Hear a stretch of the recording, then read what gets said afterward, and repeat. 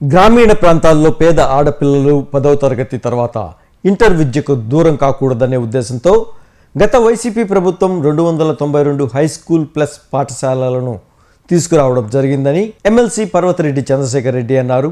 ఆయన అమరావతి ఏపీ శాసన మండలి సమావేశాల్లో పాల్గొని మాట్లాడారు. ఈ సందర్భంగా ఆయన మాట్లాడుతూ హై స్కూల్ ప్లస్ పాఠశాల సమస్యలపై స్పీకర్కు విన్నవించారు. 292 హై స్కూల్ ప్లస్ పాఠశాలలను ప్రభుత్వ జూనియర్ కళాశాలలుగా పేరు మార్చి అక్కడ 1000కి పైగా ఖాళీలు ఉన్న పీజీటీ ఉపాధ్యాయుల పోస్టులను తక్షణమే భర్తీ చేసి గ్రామీణ ప్రాంత ఆడపిల్లలు ఇంటర్ విద్యకు దూరం కాకుండా చూడాలని స్పీకర్ ద్వారా ఆయన ప్రభుత్వానికి విజ్ఞప్తి చేశారు.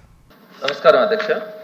మన రాష్ట్రంలో 2023లో జిల్లా పరిషత్ హై స్కూల్ ప్లస్ పాఠశాలను ప్రవేశపెట్టడం అన్నది ప్రభుత్వ విద్యా వ్యవస్థలో ఒక అద్భుతమైనటువంటి కీలక మలుపు అధ్యక్ష.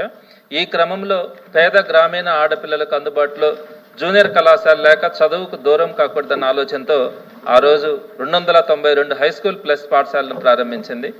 దీనికోసం 1752 మంది పీజీటీలను కూడా నియమించింది అధ్యక్ష. అదే క్రమంలో మరో 210 కో ఎడ్యుకేషన్ హై స్కూల్ ప్లస్లను ఏర్పాటు చేయడానికి ఆనాటి వైఎస్ఆర్సీపీ ప్రభుత్వం అనుమతులు ఇచ్చి అడ్మిషన్లు కూడా ప్రారంభించింది అధ్యక్ష.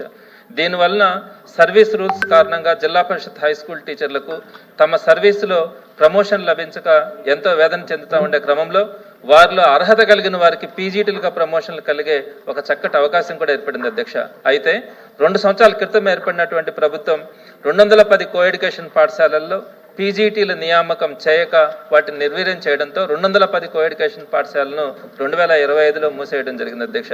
ఇప్పుడు ఆడపిల్లల కోసం 2023లో ఏర్పాటు చేస్తున్న 292 హై స్కూల్ ప్లస్ పాఠశాలల్లో కూడా పీజీటీల్లో సుమారుగా 1000కి పైగా ఖాళీలు నియామకం చేయక వాటిని సైతం ఈ రోజు నిర్వీర్యం జరిగే ప్రయత్నం జరుగుతూ ఉంది అధ్యక్ష. అయితే మీ ద్వారా ఈ జిల్లా పరిషత్ హై స్కూల్ ప్లస్లను కాపాడేందుకు ఈ జిల్లా పరిషత్ హై స్కూల్ ప్లస్లను జిల్లా పరిషత్ జూనియర్ కళాశాలలుగా పేరు మార్చి 292 హై స్కూల్ ప్లస్ల్లో 1000కి పైగా ఉన్నటువంటి ఖాళీ పీజీటీల నియామకం జరిపి పేద బడుగు బలహీన గ్రామీణ ఆడపిల్లలకు ఇంటర్ విద్యను అందుబాటులో ఉంచాలని ప్రభుత్వాన్ని కోరుతున్నాను అధ్యక్ష.